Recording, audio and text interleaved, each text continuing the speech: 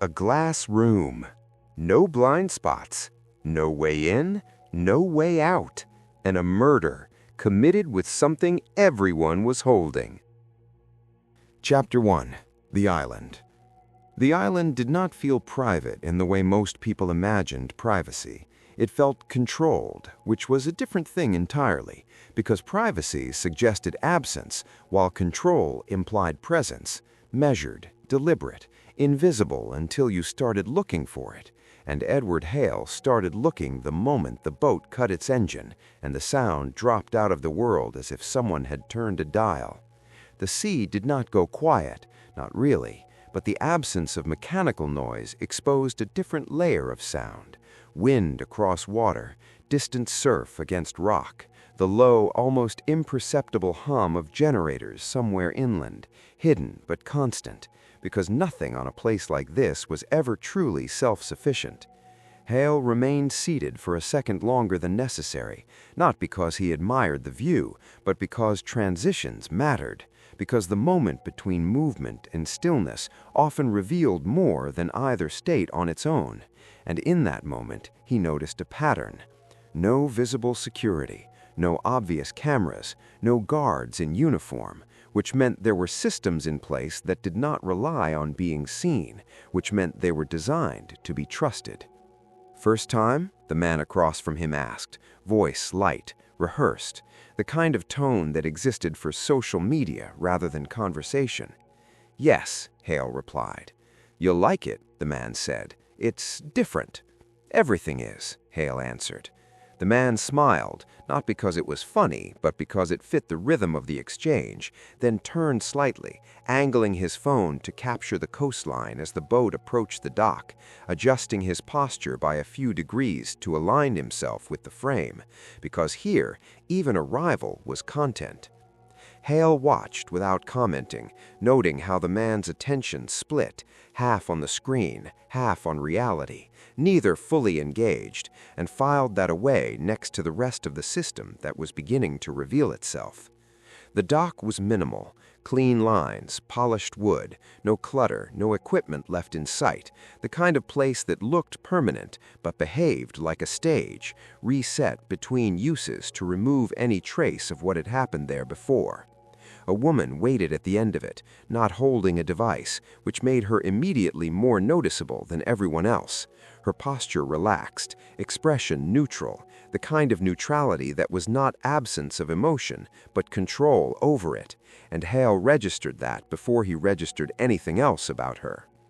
The others disembarked first, stepping into their roles without needing instruction, voices rising slightly, laughter calibrated, gestures widened just enough to be readable from a distance, and Hale followed last, not because he preferred distance, but because it allowed him to observe without becoming part of the pattern too early. "Welcome," the woman said, her voice even, not projecting, not performing. Hale nodded once. "You're expecting me," he said. "Yes." "Of course," he added. She didn't respond to that, which meant she understood it. "The host will join you shortly," she said, gesturing toward a path that led inland, a narrow line of stone cutting through carefully arranged vegetation that looked natural until you noticed the repetition, the spacing, the deliberate absence of randomness. "And until then," Hale asked. "You're free to explore," she replied. "Am I?" he said. A brief pause. "Yes," she said. Hale allowed that, then moved past her, following the path without waiting for the others, because guided movement revealed less than independent motion, and he needed to see how the space behaved without being told where to look. The island unfolded in segments rather than a whole, each section revealing itself only when you reached it, which created a sequence that felt organic but was anything but, because every reveal was timed, every angle pre-selected, every line of sight controlled. To the left, the sea remained visible through gaps in the foliage, not enough to dominate the view, but enough to anchor it, to prevent disorientation. And to the right, structures appeared and disappeared behind glass and stone, reflections overlapping with reality in ways that made distance difficult to judge. "You're not filming," a voice said behind him. Hale didn't turn immediately. "No," he replied.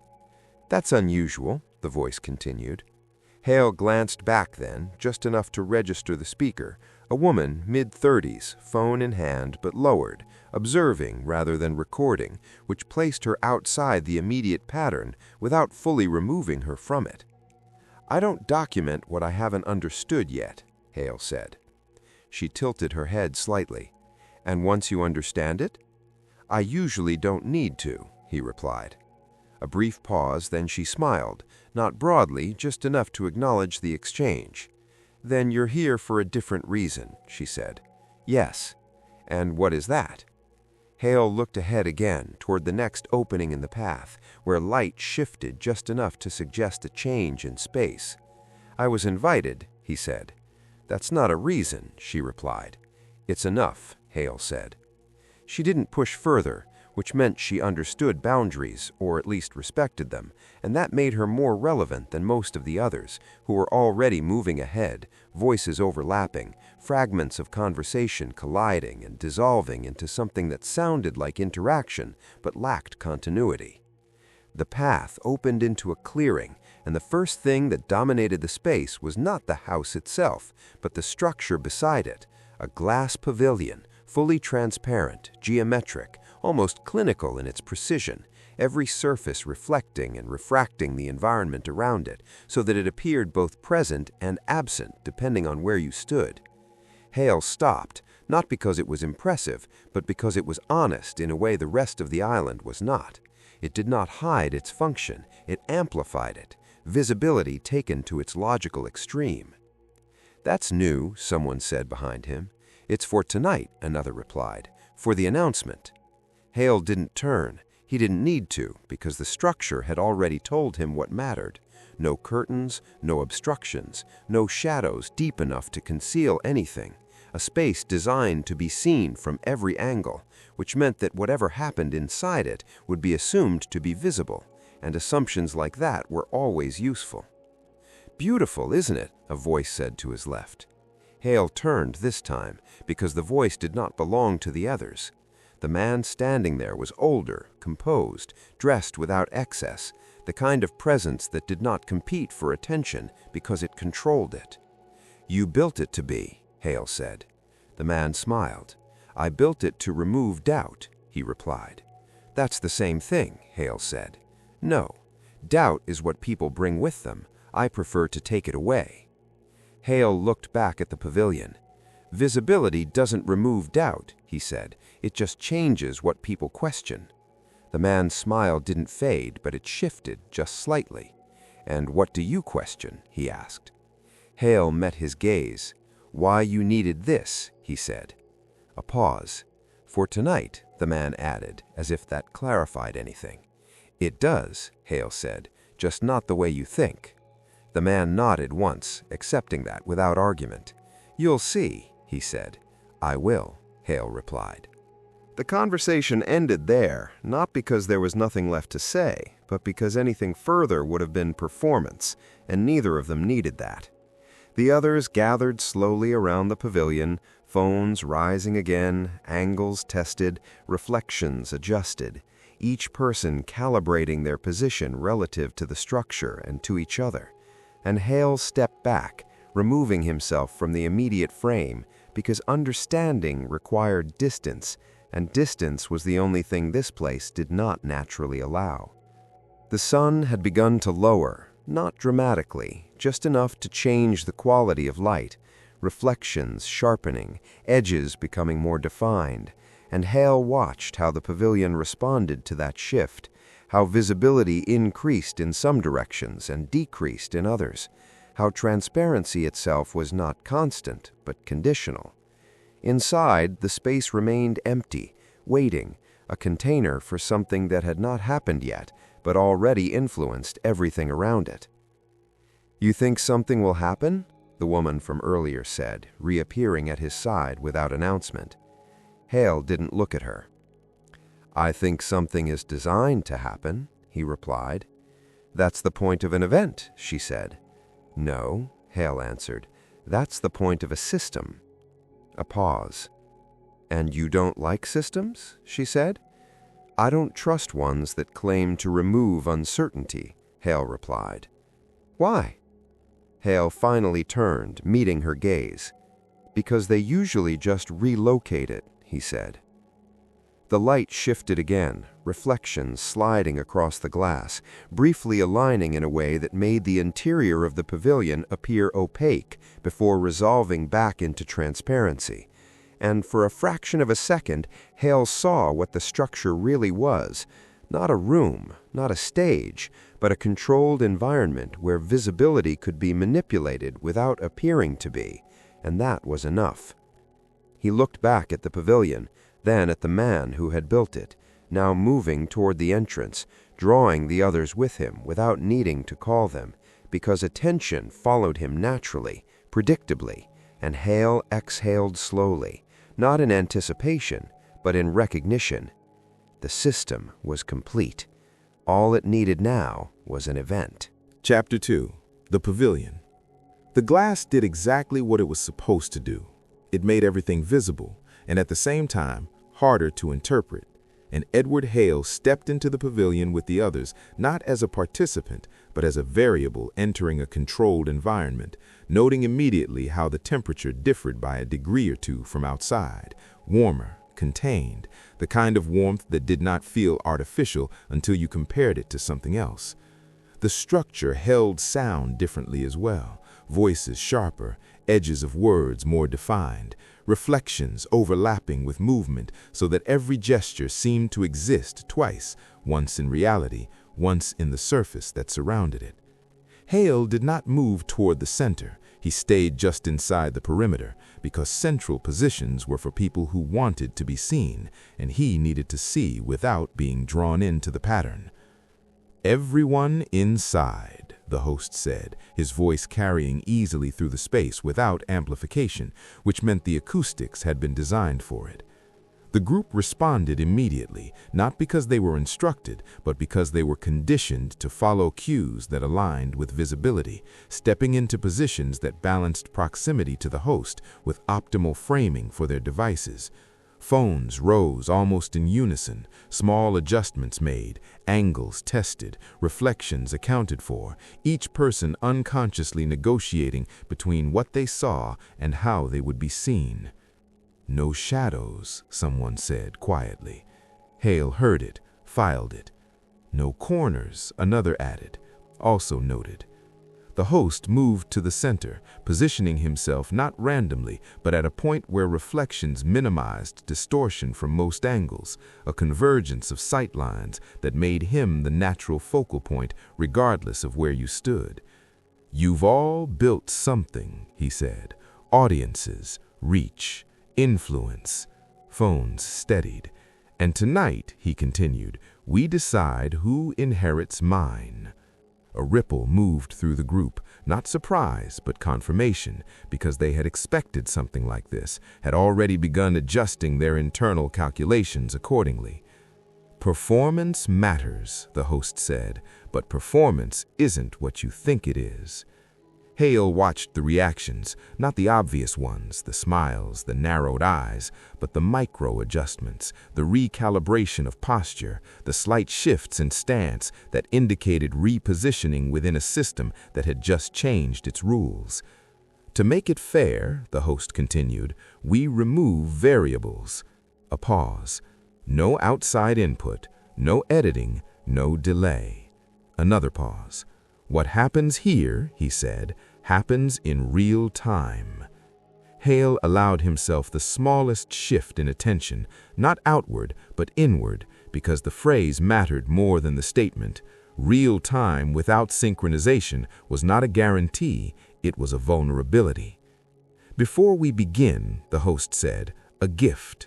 Assistants, unseen until that moment, entered the pavilion carrying trays, each tray identical, each object placed with deliberate spacing, and as they moved through the group, distributing the items, Hale stepped closer, not to participate, but to observe the interaction between object and assumption.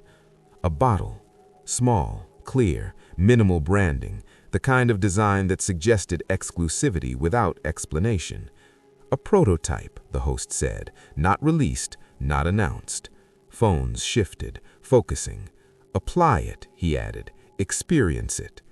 The group responded instantly, curiosity overriding caution, hands reaching, bottles lifted, caps removed, the soft, almost synchronized sound of atomizers pressing, a fine mist dispersing into the air, onto skin, onto clothing, onto hair.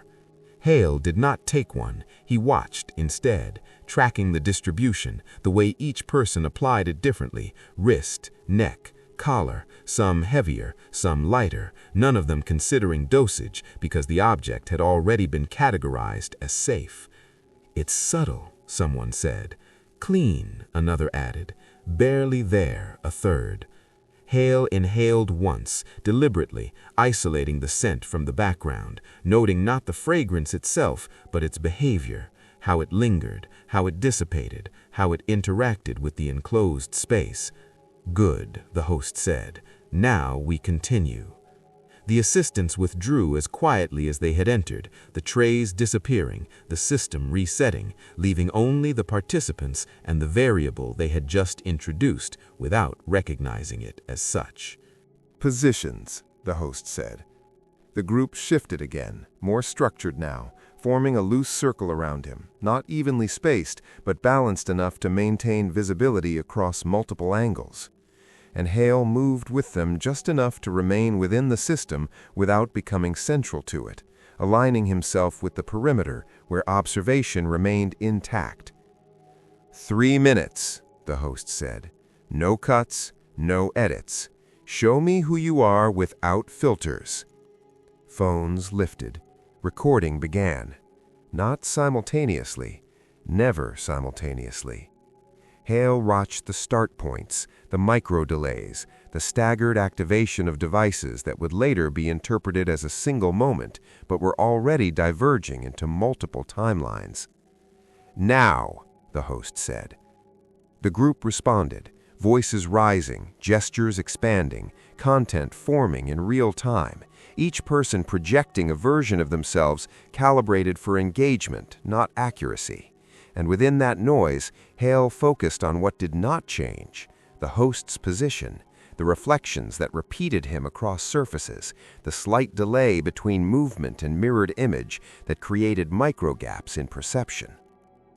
The first minute passed without incident, the system holding, attention distributed but stable, each participant aware of being seen, each maintaining their role within the structure. The second minute introduced drift, not obvious, not dramatic, but present. Focus narrowed, movement slowed by fractions, timing shifted. The scent lingered longer than it should have. Keep going, the host said. Phones adjusted, angles corrected. No one stopped. The third minute began, and something changed. Not in the host, not in the space, in the group. A fractional delay between action and awareness, a slight misalignment between where people looked and what they registered. Hale saw it immediately because he was looking for it, not for the effect itself, but for the deviation from baseline. There, he said quietly, not to anyone in particular. The host shifted his weight, a small movement, insignificant, except that it wasn't. He stepped closer to the edge of the pool, still speaking, still within frame, still central. No one reacted, because nothing had happened, yet. Hale adjusted his position by half a step, aligning his view with two overlapping reflections, and for a fraction of a second, the host existed in 3 places at once, real, reflected, delayed. Almost, Hale murmured. The host turned slightly, addressing someone to his left, a gesture that redirected attention across the circle, phones following, framing adjusting, focus shifting away from the center by degrees too small to register consciously. And in that shift, the system opened. Not a gap, a transition.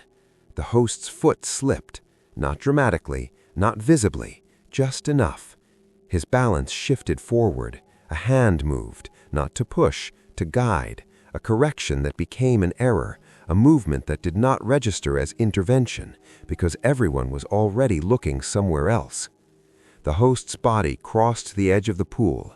The water broke, but not all at once, not in a single frame, in fragments, in reflections, in delays. Hale saw the sequence, not as a moment, as a distribution. Phones continued recording, voices continued speaking. No one stopped, because nothing had happened in a way their perception could register as significant.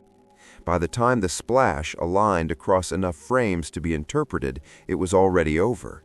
The host was in the water, face down, still, and the system continued for a fraction of a second longer before reality caught up with it.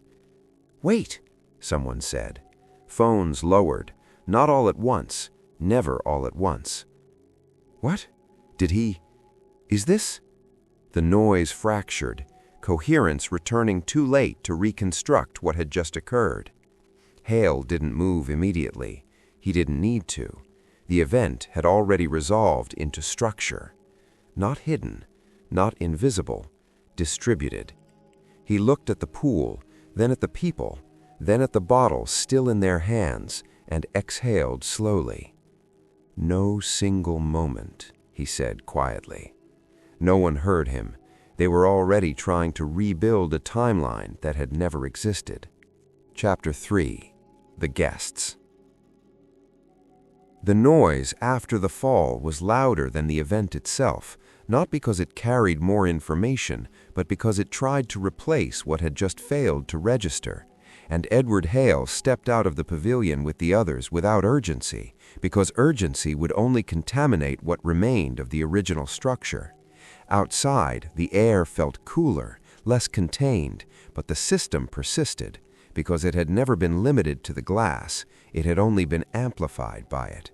Voices overlapped, fragments of explanation forming and collapsing in real time, each person reconstructing what they believed had happened based on partial perception and immediate assumption. And Hale let it continue, because interruption would force alignment, and alignment would destroy the inconsistencies he needed. "He slipped," someone said.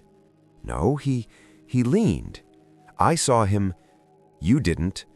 The arguments formed quickly, not because anyone was certain, but because uncertainty demanded resolution, and in the absence of a shared timeline, people defaulted to the version that required the least correction to their own perception.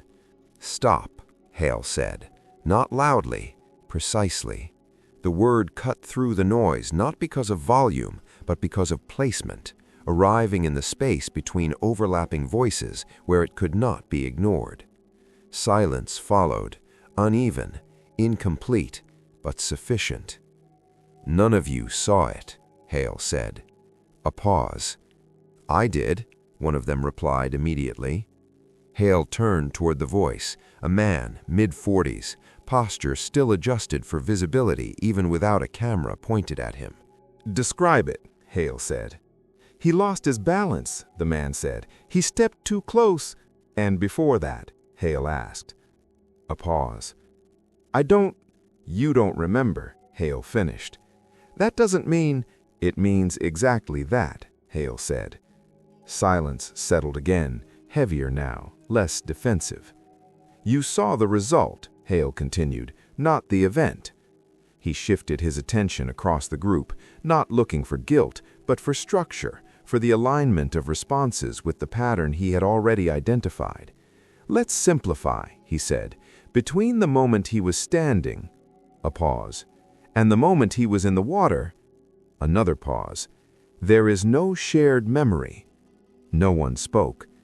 "That's not possible," someone said quietly. "It already happened," Hale replied. He stepped slightly to the side, changing his angle relative to the group, forcing them to adjust their positions in response, and watched how they did it, how attention redistributed, how certain individuals compensated faster than others. "You were all filming," he said. "Yes," a woman answered. "We were told to." "And you did," Hale said, "at different times, from different angles." A pause. "No synchronization." "What does that have to do with anything?" the man from earlier asked. "Everything," Hale replied. He turned toward the pavilion, the glass now reflecting the group back at itself, fragmented, layered, slightly delayed. "You created multiple timelines," Hale said, "none of which align." "That's normal," someone said. "People don't start recording at the same—" "Yes," Hale said, "and that's why this works." A pause. "Works?" the woman asked. Hale looked back at them. "Because the event doesn't exist in any single timeline," he said. Silence. "It's distributed," he added. The word settled. "Across all of yours." No one responded immediately, not because they didn't understand, but because understanding required them to accept that their perception had failed in a way that could not be corrected. "You're saying," the man said slowly, "that we all saw parts of it." "Yes. But none of us saw the whole." "Yes." A longer pause. "Then how do you know what happened?" someone asked. Hale allowed himself a brief moment before answering, not for effect, but because the distinction mattered. "I don't know what you saw," he said. A pause. "I know what fits." Silence. He shifted his attention again, narrowing it now, moving from the group as a system to individuals as variables. "Who here used the product?" he asked. Hands lifted, not all at once, never all at once. "Everyone?" Hale asked. A few seconds passed before the remaining hands rose. "Yes," someone said, "we all did." Hale nodded once. "And before that," he continued, "your perception was normal." "Yes." "And after," he said, "you experienced—" He let the sentence hang. "Slowness," the younger woman said. "Lag," another added. "Like things didn't connect," a third said. Hale nodded. "Reduced attention, narrowed focus." A pause. "Synchronized." The group shifted slightly, the word creating a new layer of interpretation they had not considered. "So we were affected," the man said. "Yes, but not enough to notice," Hale finished. Silence. He turned slightly, walking a few steps away, then back, not pacing, but testing how the group responded to movement, to the redistribution of attention. "Now we isolate the constant." "What constant?" someone asked. Hale looked at them. "The one thing that doesn't depend on your perception." A pause. "The person who wasn't affected." Silence. "That's not possible," said a man. "Everything so far wasn't supposed to be possible," Hale replied. He let the room settle, then added, "Think." No one spoke, not immediately. Then, "I didn't," a voice said. It came from the edge again, controlled, measured, not raised, not hesitant. Hale turned. The same woman from the dock, phone in hand, not recording, not performing. "I didn't feel anything," she said. Silence. "You used the product?" Hale asked. "Yes." "And you noticed no change in perception?" "No." A pause. "You remember everything?" Hale asked. "Yes." No hesitation, no correction, no reconstruction. Hale watched her carefully, not the words, but the absence of delay between them. "What did you see?" he asked. She held his gaze. "He lost balance," she said. "And before that?" "A fraction of a second. Nothing unusual." Hale nodded slowly. "Of course," he said. A pause. "Because you don't need the system to interpret it." The group shifted, attention recalibrating around her now, not fully understanding, but recognizing that the structure had changed. "You're saying she—" someone began. "I'm saying nothing yet," Hale said. A pause. "I'm identifying stability." He stepped closer, not directly toward her, but into the shared space between them, reducing distance without creating confrontation. "Everyone else experienced the same effect," he said. A beat. "You didn't." Silence. "That makes you," Hale continued. He let the sentence remain unfinished for a moment. "Independent of the system." The implication settled slowly, not as accusation, but as alignment. And in a system like this, Hale added quietly, a pause. There are no independent variables. No one moved, no one spoke. The structure held. Hale exhaled once, controlled, precise. Now, he said, his tone returning to neutral, procedural clarity. A beat. We stop asking what happened. Another beat. And start asking. He looked directly at her. Who needed it to happen this way? Chapter 4. The Mechanism. The shift from uncertainty to structure did not require confrontation, it required precision.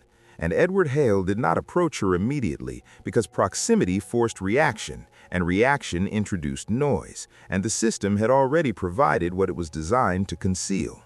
The group remained where they were, not by instruction, but by inertia, caught between the need to understand and the inability to reconstruct. Their attention now centered on a point that had not changed since the beginning, and Hale let that center stabilize before he moved. "You said you felt nothing," he said. The woman nodded. "Yes." "No delay," Hale continued. "No narrowing of attention." "No." "And you used the product?" "Yes." Hale allowed a brief pause, not because he needed time, but because the absence of contradiction mattered more than the presence of confirmation. "Then the product didn't affect you," he said. "No." "Which means one of two things." A beat. "Either you are resistant," a pause, "or you knew how it worked." Silence. The group shifted slightly, not stepping back, not stepping forward, but adjusting their positions around the implication, as if space itself required recalibration. "That's a stretch," someone said. Hale didn't look at them. "No," he replied, "it's the simplest explanation." He stepped closer now, not enough to invade, just enough to reduce the distance between observation and subject. "The product wasn't random," he said. "It was calibrated." A pause. "Subtle. Not enough to disable, just enough to reduce processing." He gestured lightly toward the pavilion. Inside a closed environment, with heat, with reflection, with multiple stimuli competing for attention, a beat. The threshold drops. Silence. "And when the threshold drops," Hale said, "you don't stop seeing." A pause. "You stop registering." The words settled, heavier than before, because now they aligned with what the group had already experienced but could not define. "You created a condition," Hale continued, now looking at her directly, "not an event." She didn't respond. "You didn't need to hide," he said. "You needed them to miss the transition." A pause. "And they did." Silence. "You're assuming a lot," she said finally. Her voice was steady, controlled, consistent with everything else about her. "Yes," Hale replied. A beat. "But not without structure." He turned slightly, shifting the focus outward again, not away from her, but through her, using the environment to reinforce the pattern. "Let's remove interpretation," he said. "Keep only what remains constant." A pause. "The product was used by everyone." "Yes," someone said. "The effect was consistent." "Yes." "Except for one person." Silence. Hale looked back at her. "You," he said.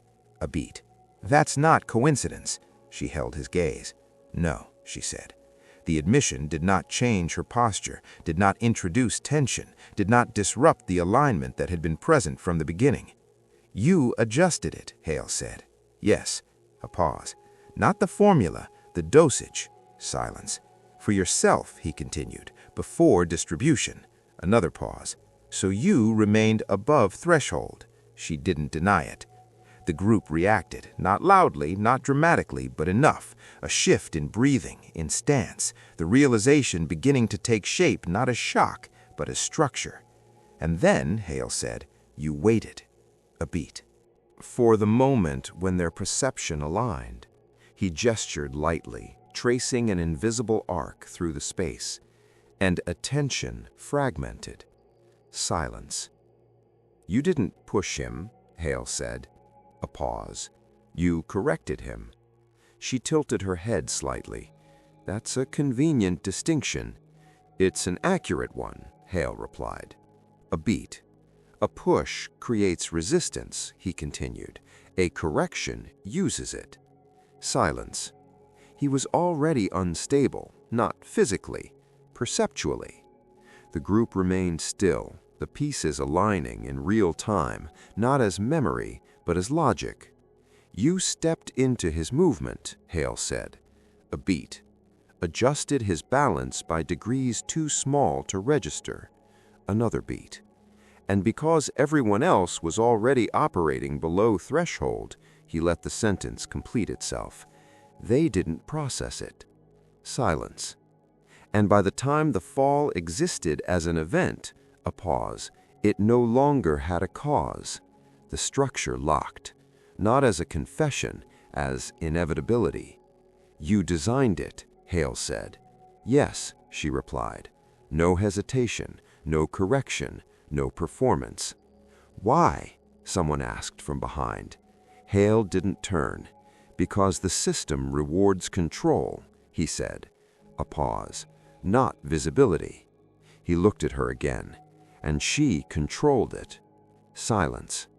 The group shifted again, not toward her, not away, but around the idea that had replaced their earlier assumptions. "You knew he would announce it," Hale said. "Yes." "You knew the conditions." "Yes." "And you knew," Hale added, "that in a system built on constant recording, a beat, the safest place to act," he held her gaze, "is inside the noise." She didn't smile, she didn't move, but something in her posture acknowledged the alignment. "You're not going to prove it," someone said. Hale didn't respond immediately. He didn't need to, because the statement was correct, not as a challenge, as a fact. "There is no single moment," Hale said. A pause. "No single frame." Another pause. "No single action." Silence. "And without that," he continued, a beat, "there is nothing to isolate." The implication settled fully now, not as tension, but as resolution. The system had functioned exactly as designed.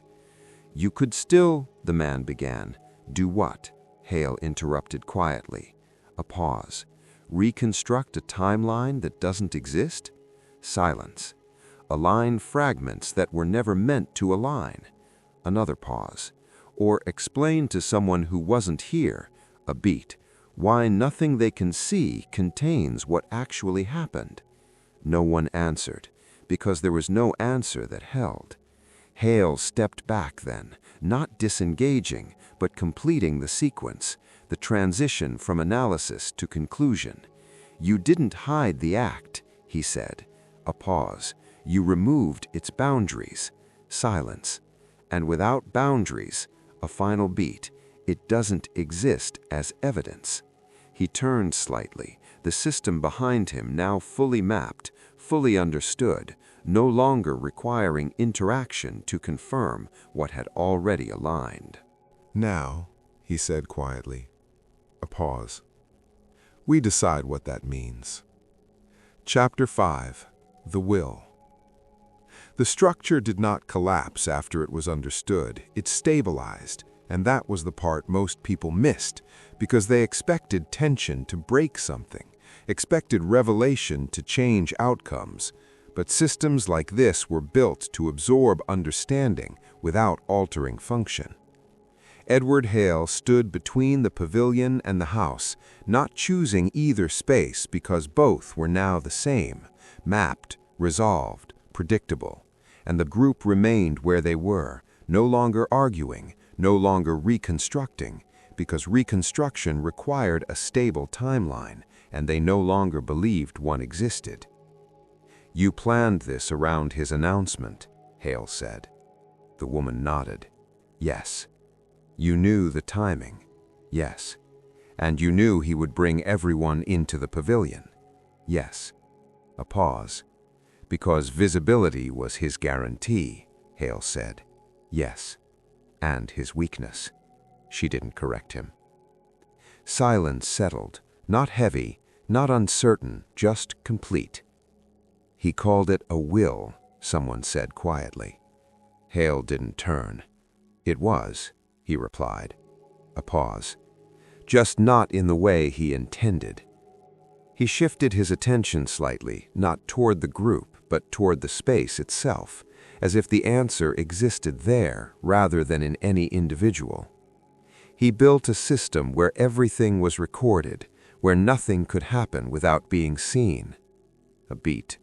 But he didn't account for fragmentation. Silence. He assumed visibility created continuity, Hale continued. A pause. It doesn't.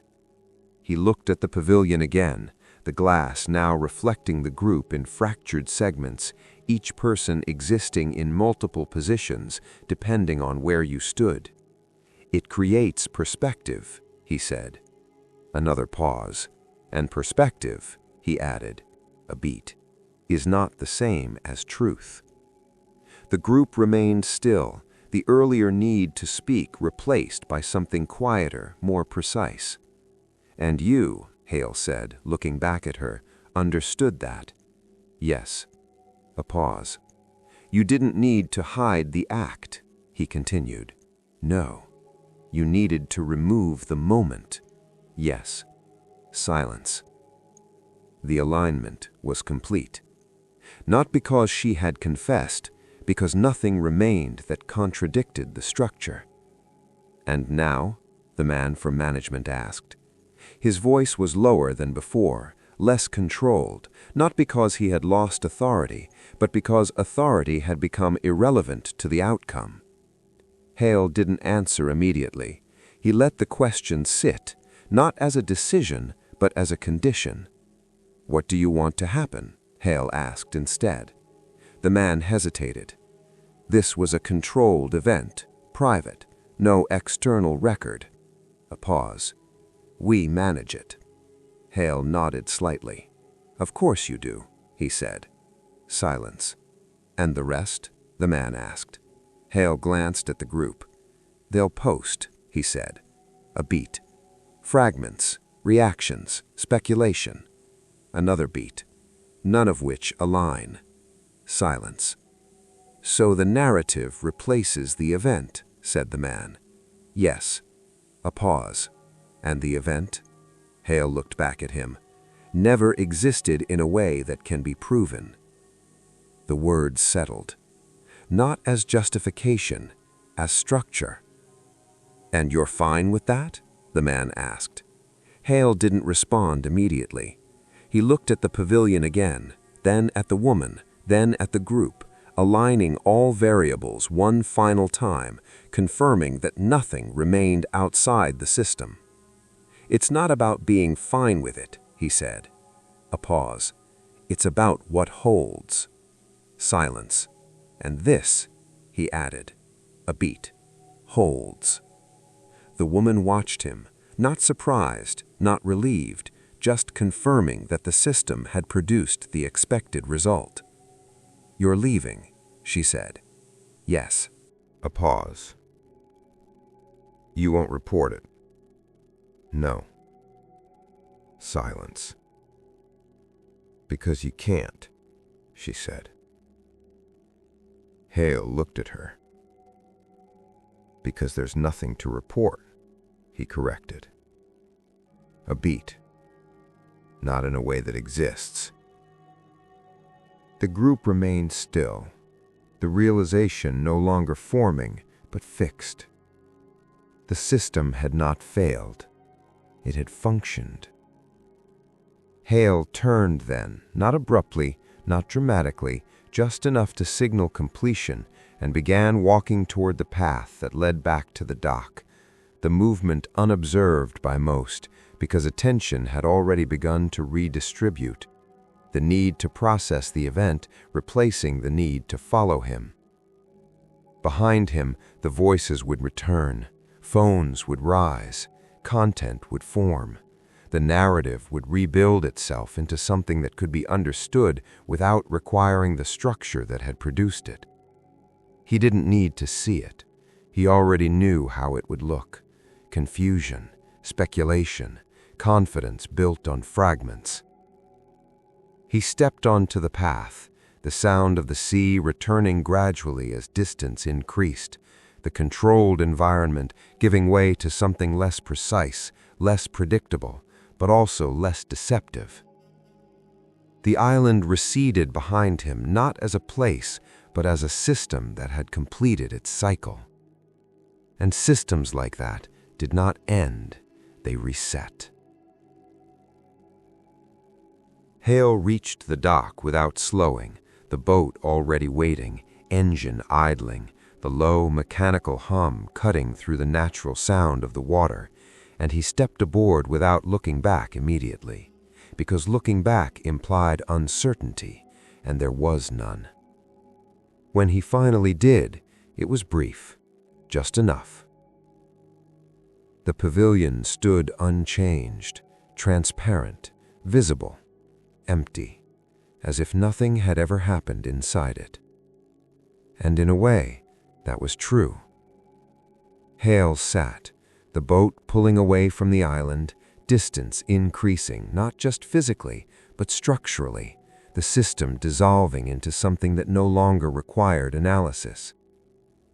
He exhaled once, controlled, precise, and let the final conclusion settle into its simplest form. The most effective way to hide a weapon was not to conceal it. It was to make sure everyone had already accepted it as harmless. He didn't look back again. The weapon was never hidden. It was accepted, ignored, normalized, and that's why no one saw it. If you enjoy modern detective stories in the spirit of Sherlock Holmes, subscribe to the channel. The next case is already waiting.